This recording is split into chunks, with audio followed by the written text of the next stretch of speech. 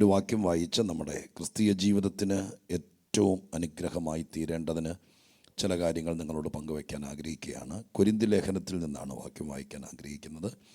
2 കൊരിന്ത്യർ 1-ാം അധ്യായം 21-22 വാക്യങ്ങൾ നമുക്ക് ദൈവസന്നിധിയിലൊന്ന് വായിക്കാം. 2 കൊരിന്ത്യർ 1-ാം അധ്യായം 21-22 വാക്യങ്ങൾ വായിക്കാൻ കഴിയുന്നവർ ദയവായിട്ടൊന്ന് വായിച്ചാട്ടെ സഭാമധ്യത്തിൽ. ഞങ്ങളെ നിങ്ങളോട് കൂടെ ക്രിസ്തുവിൽ ഉറപ്പിക്കുന്നതും നമ്മെ അഭിഷേകം ചെയ്യുന്നതും ദൈവമല്ലോ. അവൻ നമ്മെ മുദ്രയിട്ടും ആത്മാവ് എന്ന ആചാരം നമ്മുടെ ഹൃദയങ്ങൾ തന്നുമിരിക്കുന്നു. മതി, സ്തോത്രം. കൊരിന്ത്യ ലേഖനത്തിനകത്ത് ധന്യനായ പൗലോസ് കൊരിന്ത്യ സഭക്കാരെ പറഞ്ഞുറപ്പിക്കുന്ന ഒരു പ്രധാന സംഗതിയാണ് ഇന്നിവിടെ പങ്കുവയ്ക്കാൻ വേണ്ടി കർത്താവ് അവസരം തരുന്നത്. വാക്യം ഇങ്ങനെയാണ് വായിച്ചത്: ഞങ്ങളെ നിങ്ങളോടുകൂടെ ക്രിസ്തുവിൽ ഉറപ്പിക്കുന്നതും നമ്മെ അഭിഷേകം ചെയ്തതും ദൈവമല്ലോ. അവൻ നമ്മെ മുദ്രയിട്ടും ആത്മാവെന്ന അച്ചാരം നമ്മുടെ ഹൃദയങ്ങളിൽ തന്നും ഇരിക്കുന്നു. ഈ വാക്യത്തിനകത്ത് ശരിക്കും ദൈവമക്കളും കർത്തൃദാസന്മാരും പിതാവും പുത്രനും പരിശുദ്ധാത്മാവും എല്ലാവരും കൂടിയുള്ളൊരു വാക്യമാണ് നമ്മൾ ഈ വായിച്ച വാക്യം. നിങ്ങളവിടെ ശ്രദ്ധിച്ചോ? ഞങ്ങൾ എന്ന് പറഞ്ഞുകൊണ്ടാണ് തുടങ്ങുന്നത്. ഞങ്ങളെന്ന് ഉദ്ദേശിക്കുന്നത് അപ്പോസ്തലന്മാരായിരിക്കുന്ന എഴുത്തുകാർ അല്ലെങ്കിൽ കർത്താവിൻ്റെ ശുശ്രൂഷകന്മാരായിരിക്കുന്ന പൗലോസ് അടക്കമുള്ള കർത്തൃദാസന്മാരെയാണ് ഞങ്ങളെന്ന് പറയുന്നത്. നിങ്ങൾ എന്നവിടെ ഉദ്ദേശിക്കപ്പെട്ടിരിക്കുന്നത് ഞങ്ങളെ നിങ്ങളോടുകൂടെ. അപ്പം നിങ്ങളെന്ന് ഉദ്ദേശിക്കപ്പെട്ടിരിക്കുന്നത് സഭാജനങ്ങളാണ്. നിങ്ങൾ അങ്ങനെ വേർതിരിക്കാമോ? ഞങ്ങൾ നിങ്ങളൊക്കെ ഒന്നല്ല എന്നൊക്കെ ആൾക്കാർ പറയും. പക്ഷേ ബൈബിൾ പറയുന്നു, പൗലോസ് പറയുന്നു, ഞങ്ങളും നിങ്ങളെന്ന് പറയുന്ന 2 ശുശ്രൂഷയുടെ ഇടയിൽ സഭയ്ക്കകത്ത് അങ്ങനെ ദൈവമായ കർത്താവ് തന്നെ അധികാരം കൊടുത്ത് നിർത്തിയിരിക്കുന്നു. ശുശ്രൂഷകന്മാർ എന്ന് പറയുന്ന ഒരു കൂട്ടരുണ്ട്. അവർ വിശ്വാസ സമൂഹത്തെയും രണ്ടുപേരും തമ്മിൽ അകറ്റുകയല്ല, പക്ഷേ ഇവിടെ 2 കൂട്ടർ ഉണ്ടെന്നുള്ള കാര്യം സ്പഷ്ടമാണ്. എന്നിട്ട് എന്താ ചെയ്തിരിക്കുന്നത്? ഞങ്ങളെ നിങ്ങളോടുകൂടെ ക്രിസ്തുവിൽ ഉറപ്പിക്കുന്നു. അപ്പോൾ ഈ വാക്യത്തിനകത്ത് ക്രിസ്തുവുണ്ട്. ഈ 2 കൂട്ടരെയും കൂടി ഒരുമിച്ച് കൊണ്ടുവന്ന് ക്രിസ്തുവിൽ ഉറപ്പിക്കുകയാണ്. സ്തോത്രം. സഭാജീവിതം എന്ന് പറയുന്നത് വാസ്തവത്തിൽ നമ്മളൊരു കൂട്ടായ്മയിൽ നിന്ന് മറ്റൊരു കൂട്ടായ്മയിലേക്ക് സ്ഥലം മാറുന്നതല്ല, അല്ലെങ്കിൽ നമ്മളൊരു സഭയിൽ നിന്ന് മറ്റൊരു സഭയിലേക്ക് മാറുന്നതല്ല. നമ്മളെ കർത്താവിൽ കൊണ്ടുവന്ന് ഉറപ്പിക്കുന്നതാണ്. അതിന് കർത്താവിൻ്റെ ദാസന്മാരോട് കൂടെ ദൈവജനത്തെ കൂടി ചേർത്ത് ഉറപ്പിക്കുന്നു. അങ്ങനെ ഉറപ്പിച്ചു കഴിഞ്ഞതിന് ശേഷം നമ്മെ അഭിഷേകം ചെയ്യുക. ആ വാക്കാണ് നമ്മൾ കൂടുതൽ ശ്രദ്ധിക്കാൻ ആഗ്രഹിക്കുന്നത്. അഭിഷേകം ചെയ്യുക. നമ്മെ അഭിഷേകം ചെയ്യുന്നത് ദൈവമല്ലോ. അഭിഷേകം എന്നവിടെ ഉദ്ദേശിക്കുന്നത് പരിശുദ്ധാത്മാവിനെ സ്തോത്രം കേന്ദ്രീകരിച്ചുകൊണ്ടാണ്. ദൈവമല്ലോ എന്നെഴുതിയിരിക്കുന്നത് പിതാവായ ദൈവത്തെ ഉദ്ദേശിച്ചുകൊണ്ടാണ്. നമ്മൾ ഈ വാക്യം അങ്ങനെ പറഞ്ഞുവെങ്കിലും പ്രധാനമായിട്ടും ചിന്തിക്കാൻ ആഗ്രഹിക്കുന്നത് അഭിഷേകത്തെക്കുറിച്ച്. ആ വാക്കിനാണ് നമ്മുടെ ശ്രദ്ധ കേന്ദ്രീകരിക്കാൻ ആഗ്രഹിക്കുന്നത്. നിങ്ങൾ ശ്രദ്ധിക്കുമെന്ന് വിചാരിക്കുന്ന ആ വാക്കിൽ പറഞ്ഞിരിക്കുന്നത് എങ്ങനെയാണ്? പുതിയ നിയമസഭയോട് പറഞ്ഞിരിക്കുന്നൊരു വാക്കാണ്: നമ്മെ അഭിഷേകം ചെയ്തത് ദൈവമല്ലോ. സ്തോത്രം. പുതിയ നിയമസഭയ്ക്കകത്ത് പരിശുദ്ധാത്മാവിൻ്റെ അഭിഷേകത്തിൻ്റെ സ്വാധീനത എത്ര വലുതാണ്! പുതിയ നിയമസഭയ്ക്കകത്ത്, പഴയ നിയമത്തിലാണ് കൂടുതൽ അഭിഷേകം എന്ന വാക്ക് കാണപ്പെടുന്നത്. പുതിയ നിയമത്തിനകത്ത് ചുരുക്കം വാക്കുകളുള്ളെങ്കിലും പൗലോസ് പറയുന്ന ഈ വാക്കനുസരിച്ച് പുതിയ നിയമസഭയ്ക്ക് ദൈവമായ കർത്താവ് അഭിഷേകം കൊടുക്കുന്നുണ്ട്. എങ്ങനെയാണ് അഭിഷേകം? ഈ വാക്ക് നമ്മളൊക്കെ ഒരുപാട് ഉപയോഗിക്കുന്നതാണെങ്കിലും പരിശുദ്ധാത്മാവിനെ കേന്ദ്രീകരിച്ച് നമ്മൾ ഈ വാക്കുകളുടെയൊക്കെ പ്രത്യേകത മനസ്സിലാക്കിയിട്ട് വേണം ഇതിലേക്ക് കടക്കാൻ, ഇത് പ്രാപിപ്പാനും അനുഗ്രഹിക്കപ്പെടാനൊക്കെ ഇടയാകാൻ വേണ്ടി. ഇവിടെ കുറേ വാക്കുകൾ താഴെ കിടക്കുന്നുണ്ടല്ലോ. അച്ചാരം, മുദ്ര എന്നൊക്കെ പറയുന്ന വാക്കുകൾ. പരിശുദ്ധാത്മാവ് എന്ന വിഷയം വാസ്തവത്തിൽ ഒരു പഠന വിഷയമാണ്. പക്ഷേ പരിശുദ്ധാത്മാവിനെക്കുറിച്ച് ക്ലാസ് എടുത്താലോ അല്ലെങ്കിൽ പ്രസംഗിച്ചാലൊന്നും നമുക്ക് മനസ്സിലാകുകയില്ല. പരിശുദ്ധാത്മാവിനെക്കുറിച്ച് നമുക്ക് നന്നായിട്ട് പഠിക്കണം അല്ലെങ്കിൽ ഗ്രഹിക്കണമെങ്കിൽ പരിശുദ്ധാത്മാവിനെ തന്നെ നമ്മൾ പ്രാപിച്ചെങ്കിലേ മതിയാകുകയുള്ളൂ. പരിശുദ്ധാത്മാവിനെക്കുറിച്ച് പഠിപ്പിക്കാൻ പരിമിതിയുണ്ട്. നമുക്ക് കുറേ കാര്യങ്ങൾ പറയാം. പക്ഷേ പരിശുദ്ധാത്മാവിനെ പ്രാപിച്ചു കഴിയുമ്പോഴാണ് നമുക്ക് ശരിക്കും അതിൻ്റെ പ്രയോജനം, അതിൻ്റെ ഗുണങ്ങളെക്കുറിച്ച് മനസ്സിലാക്കാൻ കഴിയുന്നത്. പരിശുദ്ധാത്മാവിനെക്കുറിച്ച് നമ്മൾ പഠിക്കുമ്പോൾ ഏറ്റവും ചുരുങ്ങിയത് 6 വാക്കെങ്കിലും നമ്മൾ വ്യക്തമായിട്ട് മനസ്സിലാക്കിയിരിക്കണം. 6 വാക്കെങ്കിലും. 6 വാക്കിലൂടെയാണ് നമുക്ക് പരിശുദ്ധാത്മാവിനെക്കുറിച്ചുള്ള കർത്താവും അപ്പോസ്തലന്മാരും പറഞ്ഞിരിക്കുന്ന ഒരു 6 വാക്കുകൾ മനസ്സിലാക്കി തന്നുകൊണ്ട് ഞാൻ അഭിഷേകം എന്ന വാക്കിലേക്ക് കടന്ന് എന്നോട് പറഞ്ഞിരിക്കുന്ന സമയത്ത് നിങ്ങൾക്കായി പ്രാർത്ഥിക്കുകയും ചെയ്യാം. 6 വാക്കുകൾ പ്രധാനമായിട്ട് മനസ്സിലാക്കണം. നിങ്ങൾ കേട്ടിട്ടുണ്ടായിരിക്കും. ഒന്ന്, പരിശുദ്ധാത്മ സ്നാനം. കേട്ടിട്ടുണ്ടോ? പരിശുദ്ധാത്മ സ്നാനം എന്ന വാക്ക് കേട്ടിട്ടുണ്ടോ? സ്തോത്രം. 1-2 ആ വാക്കുകളെക്കുറിച്ച് പരാമർശിക്കുന്നുണ്ട്. വേണമെങ്കിൽ നോക്കിയാൽ അപ്പോസ്തല പ്രവൃത്തി 1-ാം അധ്യായത്തിൻ്റെ 5-ാം വാക്യം, 1 കൊരിന്ത്യർ 12-ന്റെ 13-ാം വാക്യമാണ്. ഒന്ന് വായിച്ച് നോക്കിയാൽ അപ്പോസ്തല പ്രവൃത്തി 1-ാം അധ്യായത്തിൻ്റെ 5-ാമത്തെ വാക്യം. യോഹന്നാൻ വെള്ളം കൊണ്ട് സ്നാനം കഴിപ്പിച്ചു, നിങ്ങൾക്കോ ഇനി ഏറെ നാൾ കഴിയും മുമ്പേ പരിശുദ്ധാത്മാവ് കൊണ്ട് സ്നാനം ലഭിക്കും. ഇപ്പോൾ പരിശുദ്ധാത്മ സ്നാനം എന്ന വാക്ക് ഇതിനൊക്കെ കുറച്ചുകൂടെ നന്നായിട്ടാണ് എഴുതിയിരിക്കുന്നത്. 1 കൊരിന്ത്യർ 12-ാം അധ്യായത്തിൻ്റെ 13-ാമത്തെ വാക്യമാണ്. നോക്കി, യഹൂദന്മാരോ യവനന്മാരോ ദാസന്മാരോ സ്വതന്ത്രരോ നാം എല്ലാവരും ഏക ശരീരമാകുമാറ് ഒരേ ആത്മാവിനാൽ സ്നാനമേറ്റു. എല്ലാവരും ഒരേ ആത്മാവിനെ പാനം ചെയ്തുമിരിക്കുന്നു. 2 വാക്കുകൾ അതിനകത്തുനിന്ന് മനസ്സിലാക്കുന്നു. യഹൂദനായിക്കോട്ടെ, യവനനായിക്കോട്ടെ, സ്ത്രീ ആയിക്കോട്ടെ, പുരുഷനായിക്കോട്ടെ, ആരാണെന്ന് പറഞ്ഞാലും ദൈവസഭയ്ക്കകത്തേക്ക് വരുമ്പോൾ സ്തോത്രം, ഇവരെല്ലാവരും കൂടി ഏക ശരീരമാകേണ്ടതിന് പരിശുദ്ധാത്മാവിനാൽ സ്നാനം കഴിപ്പിക്കുന്നു. അപ്പോൾ പരിശുദ്ധാത്മ സ്നാനം എന്ന വാക്ക് കൊണ്ട് ഉദ്ദേശിക്കുന്നത്, എൻ്റെ പർപ്പസ് ഈ വാക്യത്തിൽ തന്നെ മനസ്സിലാക്കാൻ പറ്റുന്നു. വിവിധ കൂട്ടത്തിനകത്ത് നിന്നാണ്, വിവിധ കൾച്ചറിൽ നിന്നാണ് ആളുകൾ വരുന്നത്. സ്തോത്രം. എല്ലാവരും ഒരു വീട്ടിൽ പിറന്നതല്ല, എല്ലാവർക്കും ഒരേ സ്റ്റാൻഡേർഡല്ല, എല്ലാവർക്കും ഒരേ പരിജ്ഞാനമല്ല, എല്ലാവർക്കും ഒരേ വിദ്യാഭ്യാസമല്ല, എല്ലാവർക്കും ഒരേ കഴിവല്ല. പക്ഷെ കർത്താവിൻ്റെ ശരീരമാകുന്ന സഭയ്ക്കകത്ത് വന്നു കഴിയുമ്പോൾ ഇവരെ എല്ലാവരെയും ഒരുപോലെ ആക്കേണ്ടതിന് സ്വർഗം ചെയ്തിരിക്കുന്നതാണ് പരിശുദ്ധാത്മ സ്നാനം എന്ന് പറയുന്നത്. ഈ വാക്യത്തിനകത്ത് അങ്ങനെയല്ല കിടക്കുന്നത്. അപ്പോൾ ഇതിനകത്ത് വന്നാൽ, സഭയ്ക്കകത്ത് വന്നാൽ ക്രിസ്തുവിൽ ഉറക്കുക എന്നൊക്കെ പറയുന്നതാണ് ഈ സഭയ്ക്കകത്ത് വരിക എന്ന് പറയുന്നത് കേട്ടോ. വല്ലപ്പോഴും ഒരു യോഗത്തിന് വരുന്നതല്ല. സ്തോത്രം. അതുപോലെ ഒക്കേഷണലി പ്രത്യേകമായിരിക്കുന്ന എന്തെങ്കിലും കൺവെൻഷനോ അല്ലെങ്കിൽ അതിഥികളോ വരുമ്പോൾ വന്ന് സഹകരിക്കുന്നതല്ല. കർത്താവായ യേശു ആകുന്ന ആ പാറമേൽ അവൻ്റെ ശരീരത്തിൻ്റെ അവയവങ്ങളാകാൻ നമുക്ക് ദൈവമായ കർത്താവ് വിളിക്കപ്പെട്ട് അതിൽ ഉറച്ചു കഴിയുമ്പോൾ സ്വർഗസ്ഥനായ ദൈവം പരിശുദ്ധാത്മാവിനാൽ നമ്മളെ സ്നാനം കഴിപ്പിക്കുന്നു. അതിനകത്ത് എന്തായി മാറും? വേർകൃത്യങ്ങളില്ല. സ്തോത്രം. വലിപ്പച്ചെറുപ്പമില്ല. സ്നാനം, പരിശുദ്ധാത്മാവിൻ്റെ സ്നാനം ലഭിക്കുന്നതോടുകൂടെ സ്തോത്രം, നമ്മളെ ആ വാക്യത്തിനകത്ത് എഴുതിയിരിക്കുന്ന പോലെ ഏക ശരീരമാറുകയാണ്. ഏക ശരീരമാകുക എന്നുള്ള മിസ്റ്ററി എന്താ, മർമ്മം എന്താ? ഇവിടെ പറയുന്ന ശരീരം എന്ന് പറയുന്നത് കർത്താവിൻ്റെ സഭയാണ്. സഭ കർത്താവിൻ്റെ സഭയാണ് ശരീരം. ക്രിസ്തു തലയും അവൻ്റെ ശരീരമാണ് സഭ എന്നുള്ള കാര്യം നിങ്ങളെ കർത്തൃദാസന്മാർ പഠിപ്പിച്ചിട്ടുണ്ടായിരിക്കും. അപ്പോൾ ആ ശരീരത്തിൻ്റെ ഭാഗമായി തീരാൻ സ്വർഗം ചെയ്യുന്നതാണ് പരിശുദ്ധാത്മാവിൽ നമ്മളെ സ്നാനം കഴിപ്പിക്കുന്നു. സ്തോത്രം. അപ്പോൾ സഭയുടെ ഭാഗമായി തീരുമ്പോൾ തന്നെ നമുക്ക് പരിശുദ്ധാത്മ സ്നാനത്തിലേക്ക് കടക്കാൻ പറ്റുന്നു. സ്തോത്രം. പരിശുദ്ധാത്മ സ്നാനം 6 വാക്കുകൾ ഞാൻ നിങ്ങളോട് പറയാം. അതിൽ 6 3 ഒരു 1 ടൈം ഡീലിംഗ് എന്ന് പറയാം. ഒരു പ്രാവശ്യമേ ഉണ്ടാകത്തുള്ളൂ. 3 കൂടെ കൂടെ ആവർത്തിച്ചുകൊണ്ടിരിക്കും. സ്തോത്രം. ഞാൻ വചനത്തിൽ കൂടെ നിങ്ങൾക്ക് തെളിയിച്ചു തരാം. അപ്പോൾ പരിശുദ്ധാത്മ സ്നാനം എന്ന് പറയുന്നത് എല്ലാ ആഴ്ചയിലും ഇല്ല, എല്ലാ യോഗത്തിലും ഇല്ല. അത് നമുക്ക് ഒരു പ്രാവശ്യമായിട്ട് അനുഭവിക്കാൻ പറ്റുന്നതാണ്. ആത്മീകത്തിലേക്ക് വരുമ്പോൾ പരിശുദ്ധാത്മ സ്നാനത്തിലേക്ക് ദൈവം നമ്മളെ നയിക്കുന്നു. അത് മനുഷ്യരാരുമല്ല, കർത്തൃദാസന്മാരല്ല, കർത്താവായ യേശുവാണ്. അങ്ങനെയല്ലേ നമ്മൾ വായിച്ചതവിടെ? യോഹന്നാൻ സ്തോത്രം വെള്ളം കൊണ്ട് സ്നാനം കഴിപ്പിക്കുന്നു, ഇനി പരിശുദ്ധാത്മാവ് കൊണ്ട് കർത്താവാണ് സ്നാനം കഴിപ്പിക്കുന്നത് എന്നാണ് തിരുവെഴുത്ത് നമ്മൾ വായിച്ചത്. അപ്പോൾ പരിശുദ്ധാത്മ സ്നാനം സഭയ്ക്കകത്തൊരു അംഗമാകുമ്പോൾ, സഭയുടെ ഭാഗമാകുമ്പോൾ ദൈവമായ കർത്താവ് നമുക്ക് തരുന്നതാണ് പരിശുദ്ധാത്മ സ്നാനം എന്ന് പറയുന്നത്. ഇനി പരിശുദ്ധാത്മ മുദ്ര, അപ്പോൾ ഈ വാക്യത്തിനകത്ത് വായിച്ചിട്ടുണ്ട്. 2-മത്തത്, അവൻ നമ്മെ മുദ്രയിട്ടു. എഫേസ്യ ലേഖനം 1-ാം അധ്യായത്തിൻ്റെ 14-ാമത്തെ വാക്യത്തിലും അതുപോലെ തന്നെ 4-ാം അധ്യായത്തിൻ്റെ 30-ാമത്തെ വാക്യത്തിലും ഈ വാക്ക് ആവർത്തിച്ചു വരുന്നുണ്ട്. എഫേസ്യ ലേഖനം 1:14, തൻ്റെ സ്വന്തം ജനത്തിൻ്റെ വീണ്ടെടുപ്പിന് വേണ്ടി തൻ്റെ മഹത്വത്തിൻ്റെ പുകഴ്ചക്കായിട്ട് നമ്മുടെ അവകാശത്തിൻ്റെ അച്ചാരമായ വാഗ്ദത്തത്തിൻ പരിശുദ്ധാത്മാവിനാൽ മുദ്രയിട്ടിരിക്കുന്നു. മുദ്രയിടുക.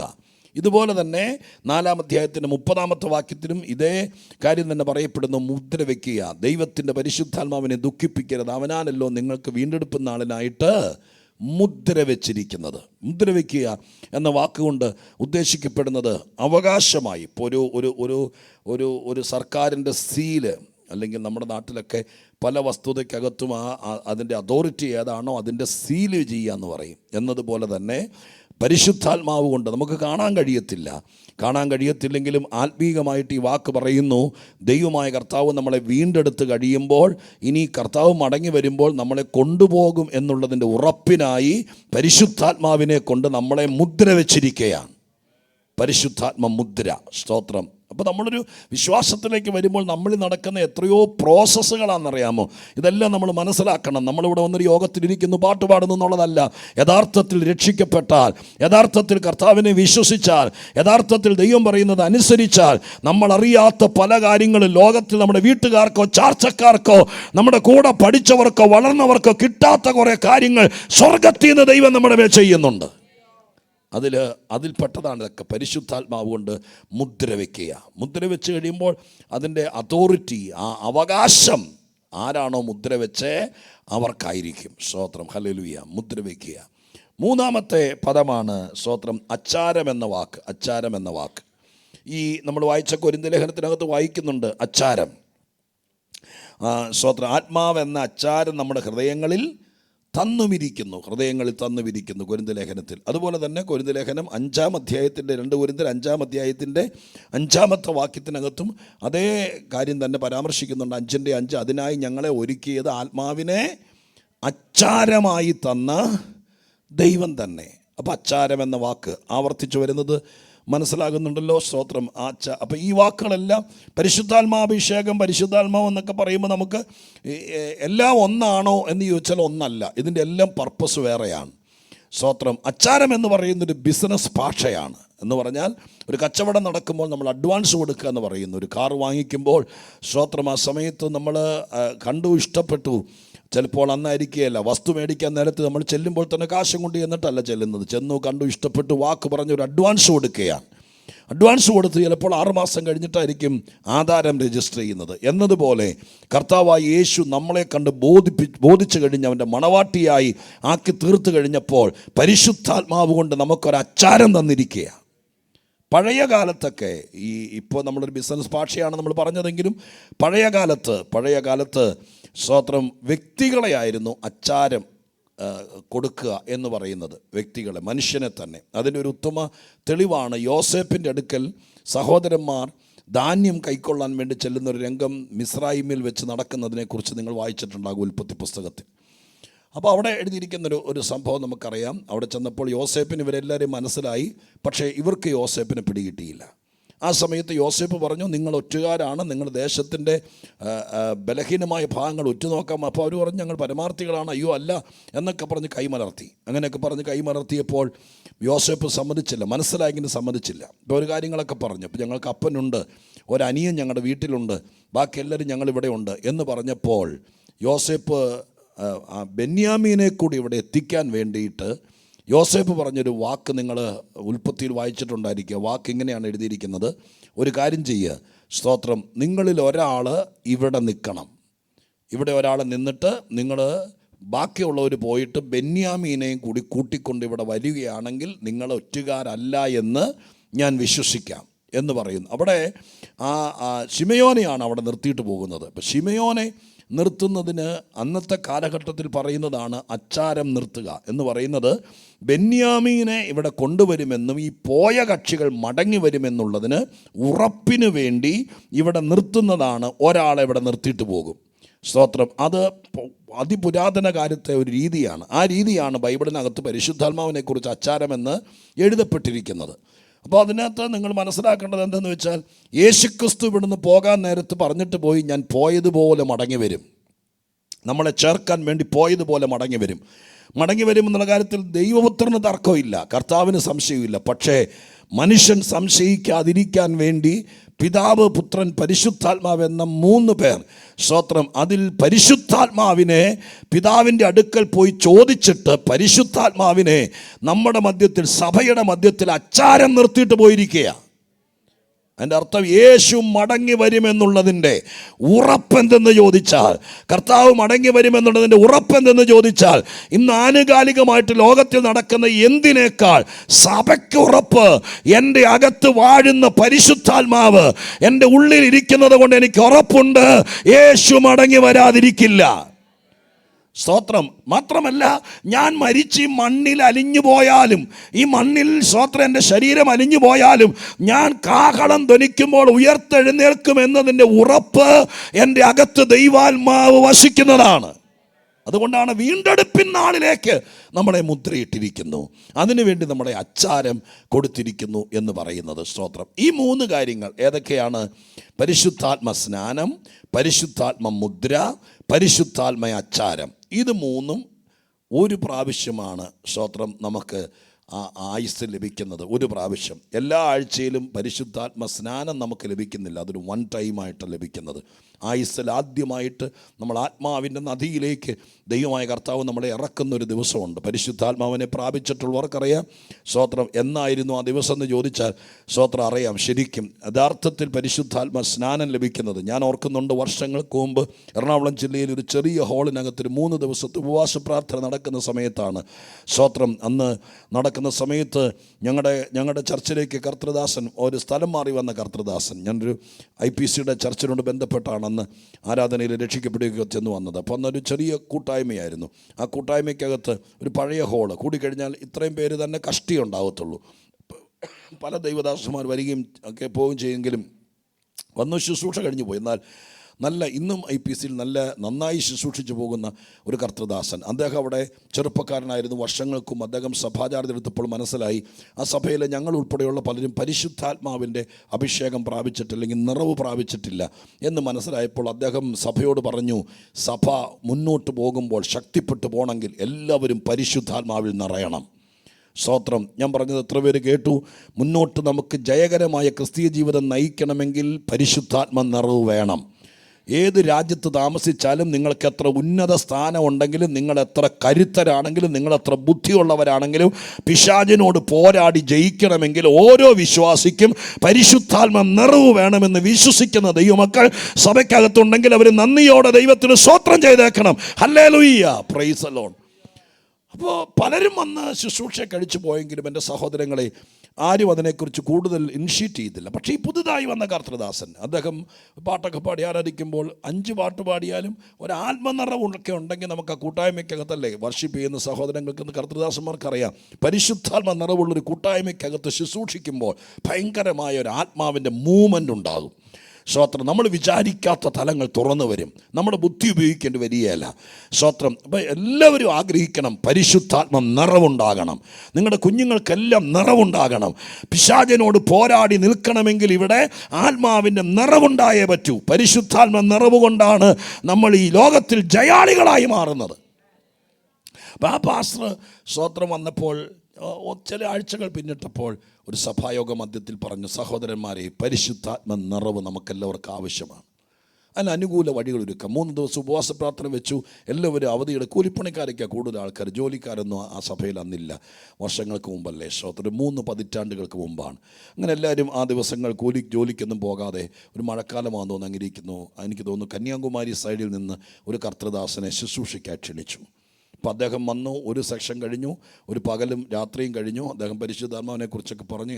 ആരും ഒരനക്കവും ഇല്ല, ഒന്നും സംഭവിക്കുന്നില്ല. 2ാമത്തെ ദിവസവും ഇതുപോലെ കാര്യങ്ങളൊക്കെ പറഞ്ഞു. അദ്ദേഹം പറഞ്ഞു കൈയടിക്കണം എന്ന് പറഞ്ഞു, എഴുന്നേറ്റ് നിൽക്കണം എന്ന് പറഞ്ഞു, കണ്ണടിക്കണം, ഇതൊക്കെ പറഞ്ഞിട്ടും പരിശുദ്ധാത്മാവിൻ്റെ യാതൊരു ലക്ഷണങ്ങളും കാണുന്നില്ല. 3ാമത്തെ ദിവസം പകലത്തെ സെക്ഷന് ശേഷം അദ്ദേഹത്തിന് തിരിച്ചു പോകണം, കന്യാകുമാരിക്കടുത്ത് അദ്ദേഹത്തിന് പോകണം. അന്ന് 3ാമത്തെ ദിവസം അദ്ദേഹം സ്തോത്രം അവസാനിപ്പിക്കാൻ വേണ്ടി ശ്രമിക്കുകയാണ്. അപ്പോൾ അദ്ദേഹത്തിന് സമയം കൊടുക്കുന്നതിനേക്കാൾ മുമ്പ് ഞങ്ങളുടെ ചർച്ചിലെ പാസ്റ്റർ അദ്ദേഹം ഭയങ്കര സങ്കടത്തോടുകൂടി മുമ്പിലേക്ക് വന്നു. പറഞ്ഞു, കർത്താവിൻ്റെ സന്നിധാനത്ത് നമ്മുടെ മനസ്സൊരുക്കുന്ന ദൈവദാസൻ മടങ്ങിപ്പോവുകയാണ്, അതിനേക്കാൾ മുമ്പ് നമുക്ക് കർത്താവിനോട് അപേക്ഷിക്കണം, ആത്മനിറവ് പ്രാപിക്കണം എന്ന് പറഞ്ഞ് അദ്ദേഹം മുമ്പിൽ വന്നിട്ട് മുട്ടുകുത്തി 2 കരങ്ങളും, മൈക്കൊന്നുമില്ല, 2 കരങ്ങളും മലർത്തിപ്പിടിച്ചിട്ട് അദ്ദേഹം ദൈവസന്നിധിയിൽ സ്തോത്രം പ്രാർത്ഥിക്കുമ്പോൾ കരയാൻ തുടങ്ങി. അങ്ങനെ സ്തോത്രം, ദൈവമേ, ഞാൻ ഈ സഭയിലേക്ക് വന്നത് ദൈവ നിയോഗത്തോടുകൂടെയാണ്. ഇത്രയും ആൾക്കാരെ ദൈവം രക്ഷിച്ച് ഈ നാട്ടിൽ നിർത്തിയത് കർത്താവിൻ്റെ ചങ്കില ചോര കൊണ്ടാണ്. വേദപുസ്തകത്തിൽ ഞാൻ പഠിച്ചിട്ടുണ്ട് തിരുസഭയ്ക്ക് പരിശുദ്ധാത്മ നിറവുണ്ടെന്ന് എന്നൊക്കെ പറഞ്ഞ് അദ്ദേഹം കരയാൻ തുടങ്ങിയ. അപ്പോൾ ഞങ്ങൾ ശ്രദ്ധിക്കുകയാണ്, അദ്ദേഹം കരയുന്നത് ശ്രദ്ധിച്ചു. ഒച്ചയിൽ വാക്കുകൾ പറഞ്ഞ് കരയുകയാണ്. അപ്പം എല്ലാവരുടെയും അന്തരീക്ഷം അങ്ങ് മാറി. അങ്ങനെ മാറുന്ന സമയത്ത് സ്തോത്രം, അതുപോലെ തന്നെ കസേരയിലല്ല ഇരിക്കുന്നത്, എല്ലാവരും പായിലാണ് ഇരിക്കുന്നത്, എല്ലാവരും മുട്ടയിലിരുന്നു. വന്നു. അന്തരീക്ഷം സൈലൻ്റായി. അദ്ദേഹത്തിൻ്റെ കൂടെ കരയാൻ തുടങ്ങുമ്പോൾ ആളുകൾ ആരും പറയാതെ പതുക്കെ വായ തുറക്കാൻ തുടങ്ങി, സ്തോത്രം പറയാൻ തുടങ്ങി, ചലിക്കാൻ തുടങ്ങി. ഞാൻ ഇന്നെന്ന് വണ്ണം ഓർക്കുന്നു, ഞാൻ ആ കൂടെയുണ്ട്. സ്തോത്രം, ഹല്ലേലൂയ. മൂന്നാമത്തെ ദിവസത്തിൻ്റെ ലാസ്റ്റ് സെക്ഷനിലേക്ക് എത്തുന്ന സമയത്ത്, ഇങ്ങനെ കരഞ്ഞ് പ്രാർത്ഥിക്കുന്ന സമയത്ത്, ഇത്രയും വരുന്ന ആൾക്കൂട്ടത്തിനകത്ത് ഫസ്റ്റ് ദൈവാത്മാവിൻ്റെ ഒരു സ്പർശനം ഉണ്ടാകുന്നത് എനിക്കാണ്. ഞാനത് ഓർക്കുന്നുണ്ട്. സ്തോത്രം, ഹല്ലേലൂയ. ഞാൻ ആ അനുഭവം പറയാൻ പ്രിയപ്പെട്ടവരെ, ഒരു വലിയ നദിയിലേക്ക് ഒരാൾ നമ്മളെ തള്ളിയിട്ടാൽ, വെള്ളത്തിൽ വീണിട്ട് നമ്മൾ പതച്ച് കിടക്കുമ്പോൾ എങ്ങനെ ആയിരിക്കും, അതുപോലെ ഞാൻ ഇരിക്കുന്ന സ്ഥലം മറന്നു, ഞാനൊരു ഹോളിനകത്താന്ന് മറന്നു. അങ്ങനെ ആത്മാവ് എൻ്റെ വായിലേക്ക് എന്തൊക്കെയോ സംസാരിക്കാൻ വേണ്ടി തന്നു. ഞാൻ എയറിലാണോ നിൽക്കുന്നത്, വെള്ളത്തിലാണോ എന്ന് എനിക്കറിയില്ല. അസാധാരണമായിരിക്കുന്ന ഒരു ആത്മശക്തിയുടെ പകർച്ച തന്നെ നടന്നു. എനിക്കത് സംഭവിച്ച കൂടെ ഒന്നിനു പുറകെ ഒന്നായിട്ടൊരു 13 പേരുടെ മേൽ ദൈവത്തിൻ്റെ ആത്മശക്തിയുടെ ഭയങ്കര വ്യാപാരം നടന്നു. അന്ന് പിന്നെ അദ്ദേഹത്തിന് പ്രസംഗിക്കേണ്ട വന്നില്ല. സ്തോത്രം. അദ്ദേഹം എല്ലാവരും തലയിൽ കൈവച്ച് അനുഗ്രഹിച്ച് ഉച്ചയ്ക്ക് പോവുകയാണ് ചെയ്തത്. പിന്നെ പ്രസംഗിക്കേണ്ട വന്നില്ല.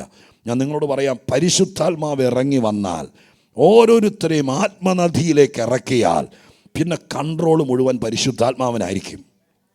നടത്തുന്നത് ദൈവാത്മാവായിരിക്കും. അത് സ്തോത്ര, ഹല്ലേലൂയ. ഒന്നാമത്തെ ഈ 3 കാര്യങ്ങൾ വൺ ടൈം ആയിട്ട് നമുക്ക് നടക്കുന്നു. പിന്നെ ജീവിതത്തിൽ പരിശുദ്ധാത്മാവിൽ നിറഞ്ഞിട്ടുണ്ട്, അന്യഭാഷ പറഞ്ഞ് ഇതൊക്കെ ചെയ്തിട്ടുണ്ടെങ്കിൽ അന്നത്തെ പോലത്തെ ഒരു അനുഭവം, സ്തോത്രം, എൻ്റെ ആയുസ്സിൽ ഒരുപാട് മീറ്റിങ്ങിൽ, സഭ ശുശ്രൂഷയിൽ, ഓൾ നൈറ്റ് പ്രയറിലൊക്കെ ആരാധനയ്ക്ക് മാത്രം ടൈം എടുത്ത ദിവസങ്ങളുണ്ട്. പക്ഷേ അസാധാരണമായിരിക്കുന്ന ദൈവശക്തി ഇറങ്ങി വന്ന ദിവസങ്ങളുണ്ടെങ്കിലും ആത്മസ്നാനം നടന്ന അന്നത്തെ പോലത്തെ ഒരു അനുഭവം പിന്നെ ഉണ്ടായിട്ടില്ല എനിക്ക്. ശക്തമായ ആത്മസാന്നിധ്യം ഇന്നിവിടെ ഉണ്ടാകട്ടെ. നമുക്ക് ദൈവത്തോട് പ്രാർത്ഥിക്കാം. സ്തോത്രം, ഹല്ലേലൂയ. ആത്മമുദ്രയും ആത്മയച്ചാരമൊക്കെ ഒറ്റ പ്രാവശ്യം കൂടെ. പക്ഷേ രണ്ടാമത് ഇനി ഞാൻ പറയാൻ പോകുന്ന 3 കാര്യങ്ങൾ കേട്ടോളണം. 3 കാര്യങ്ങൾ: പരിശുദ്ധാത്മ നിറവ്, പരിശുദ്ധാത്മ അഭിഷേകം, പരിശുദ്ധാത്മ ശാക്തീകരണം. ഇത് 3 ഒറ്റ പ്രാവശ്യം കൊണ്ട് നിൽക്കില്ല, കൂടെ സംഭവിച്ചുകൊണ്ടിരിക്കും. സ്തോത്രം, ഹല്ലേലൂയ. പരിശുദ്ധാത്മാവിൻ്റെ നിറവ് ഞാൻ പറഞ്ഞല്ലോ, ഒരു പ്രാവശ്യം കൊണ്ട് നിൽക്കുകയില്ല.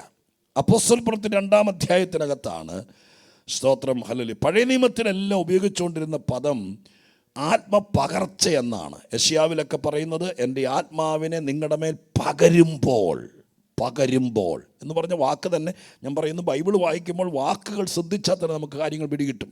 ഒരു പാത്രത്തിൽ നിന്ന് മറ്റൊരു പാത്രത്തിലേക്ക് എണ്ണയോ വെള്ളമോ പകരുന്നത് പോലെ, അങ്ങനെയാണ് പഴയ നിയമം മുഴുവൻ പറഞ്ഞുകൊണ്ടിരുന്നത്. ആത്മാവിനെ പകരുമ്പോൾ, സ്തോത്രം, അന്ന് മരുഭൂമി ഉദ്യാനമായി തീരും എന്നൊക്കെ പറയുന്ന വാക്കുകൾ, നിങ്ങളുടെ സന്തതിയുടെ മേൽ ഞാൻ എൻ്റെ ആത്മാവിനെ പകരുമ്പോൾ. പഴയ നിയമം മുഴുവൻ പറഞ്ഞുകൊണ്ടിരുന്നത് പകരുമെന്നാണ്. പുതിയ നിയമത്തിലേക്ക് വരുമ്പോൾ പകരുമെന്നുള്ള വാക്ക് മാറിയിട്ട് നിറയുമെന്നാക്കാൻ തുടങ്ങി. ഇനി വായിക്കുമ്പോൾ നിങ്ങൾ ശ്രദ്ധിച്ചാൽ മതി. അപ്പം പകർന്നെങ്കിലേ നിറയത്തുള്ളൂ. നമ്മളെല്ലാം പാത്രങ്ങളായിട്ട് മനസ്സിൽ കരുതുക. ഈ പാത്രത്തിലേക്ക്, സ്തോത്രം, പരിശുദ്ധാത്മാവിനെ പകരുകയാണ്. പകരുമ്പോൾ നമുക്കുണ്ടാകുന്ന മാറ്റങ്ങൾ പരിശുദ്ധാത്മാവിനെക്കുറിച്ച് പഴയ നിയമത്തിലൊക്കെ പറയപ്പെട്ടിരുന്നു. സ്തോത്രം, പലരും പറയപ്പെട്ടിരുന്നു, എൻ്റെ ആത്മാവിനെ പകരുമ്പോൾ ഇന്നതുപോലെ സംഭവിക്കും. എൻ്റെ വാക്യങ്ങളൊക്കെ ഇവിടെ എഴുതി വെച്ചിട്ടുണ്ട്. പക്ഷേ ഞാനത്, സ്തോത്രം, നിങ്ങളുടെ മുമ്പിൽ വിശദീകരിക്കാൻ താല്പര്യപ്പെടുന്നില്ല, കാരണം അത് സമയത്തിൻ്റെ പരിമിതി ഉള്ളതിൻ്റെ പേരിൽ. അപ്പോൾ പകരപ്പെടുക ഒരു പാത്രത്തിൽ നിന്ന്. എവിടെ നിന്നാണ് പകരുന്നത്? വരുന്ന ഒരു ദൈവദാസൻ്റെ കയ്യിൽ നിന്നല്ല, അല്ലെങ്കിൽ അതിന് സ്പെഷ്യലൈസ് ചെയ്ത് ആരുടെ കയ്യിൽ നിന്നല്ല. സർവശക്തനായ ദൈവമാണ്, ദൈവത്തിൽ നിന്നാണ് പകരുന്നത്. ഹല്ലേലൂയ. ദൈവത്തിൽ നിന്നാണ് പകരുന്നത്. പരിശുദ്ധാത്മാവിനെ ദൈവത്തിൽ നിന്ന് നമ്മളിലേക്ക് പകരപ്പെടുകയാണ്. കേൾക്കുമ്പോൾ, സ്തോത്രം, നിങ്ങൾ ചിന്തിക്കും, നിങ്ങൾ ആശ്ചര്യമാകും, എന്താ ഈ പറയുന്നേ? ഈ ഭൂമിയിൽ മനുഷ്യനായി ജീവിക്കുന്ന ഒരുവൻ്റെ ഉള്ളിലേക്ക് സ്വർഗത്തിലെ ആത്മാവിനെ പകരുക എന്ന് പറയുന്നത് വെറും ഒരു പ്രസംഗ വിഷയമല്ല. അത് അനുഭവിക്കാൻ തുടങ്ങിയാൽ നമ്മുടെ ലൈഫ് മാറിപ്പോകുന്നതാണ്. അത് അനുഭവിക്കാൻ തുടങ്ങിയാൽ നമ്മുടെ ബലം മാറിപ്പോകും, നമ്മുടെ ബലഹീനത മാറിപ്പോകും. പരിശുദ്ധാത്മാവ് അകത്ത് കയറാൻ തുടങ്ങുമ്പോൾ ഭയങ്കര മാറ്റം ഉളവാകാനിടയാകും. യെശയ്യാ പ്രവചനം 11 നിങ്ങൾ വായിച്ചിട്ടുണ്ടായിരിക്കും. ഇങ്ങനൊരു വാക്യമുണ്ട്. സ്തോത്രം, ഹല്ലേലൂയ. അവൻ ദൈവത്തിൻ്റെ ആത്മാവിനെ പകരും. ആ പകരുന്ന് എഴുതിയിട്ട് പിന്നെ ആത്മാവിൻ്റെ കുറേ പ്രത്യേകതകൾ എഴുതിയിരിക്കുന്നുണ്ട്. അവിടെ എഴുതിയിട്ടുണ്ട് പരിജ്ഞാനത്തിൻ്റെ ആത്മാവ്, ജ്ഞാനത്തിൻ്റെ ആത്മാവ്, യഹോവ ഭക്തിയുടെ ആത്മാവ്. 11:2 നിങ്ങൾ സ്ക്രീനിൽ നോക്കിയാൽ കാണാം.